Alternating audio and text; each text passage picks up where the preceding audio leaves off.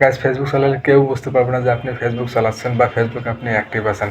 তো অনেকেই আছে যারা ফেসবুক চালালে বলে যে এত রাত বন্ধু ফেসবুকে তুই কী করিস, ফেসবুক চালাস, আবার লেখাপড়া তো নাই। তো এই সব কথা কেউ বলতে পারবে না। আপনি শুধু একটা সেটিংস করবেন, আপনাকে কেউ কোনোদিন কোনো কথা বলতে পারবে না। তো সেটিংসটা কি, চলেন আমার ফোন স্ক্রিনে যাওয়া যাক। তো আপনার সর্বপ্রথম ফেসবুক অফিসিয়াল অ্যাপসে চলে আসবেন। অফিসিয়াল অ্যাপসে চলে আসার পরে এই যে সেটিংস আছে না, থ্রি ডট মেনু, এই থ্রি ডট মেনুটা একটা চাপ দেবেন। তারপর থ্রি ডট মেনু থেকে এই যে সেটিংস, এই সেটিংসে একটা চাপ দেবেন। সেটিংসে চাপ দেওয়ার পরে একটু ওয়েট করবে নেটের কারণে। তারপর ওয়েট করার পরে একটু নিচে চলে আসবেন। নিচে চলে আসার পরে এই যে নিচে নিচে নিচে অ্যাক্টিভ স্ট্যাটাস, এই অ্যাক্টিভ স্ট্যাটাস এটা আছে না, এই যে অ্যাক্টিভ স্ট্যাটাস, এই একটা চাপ দেবেন এই জায়গায়। এই জায়গায় চাপ দেওয়ার পরে এই অ্যাক্টিভ অ্যাক্টিভ অপশনটা আছে না, এটাকে শুধু অফ করে দেবেন। এই যে অপশনটা আছে, এটাকে শুধু অফ করে দেবেন। তাহলে কেউ আপনাকে বুঝতে পারবে না যে আপনি ফেসবুকে অ্যাক্টিভ আছেন, আপনি ফেসবুকে কী করতেছেন।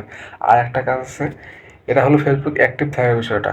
আর একটা কাজ হচ্ছে, ফেসবুকে আপনি করবেন, এই যে media media media auto play video.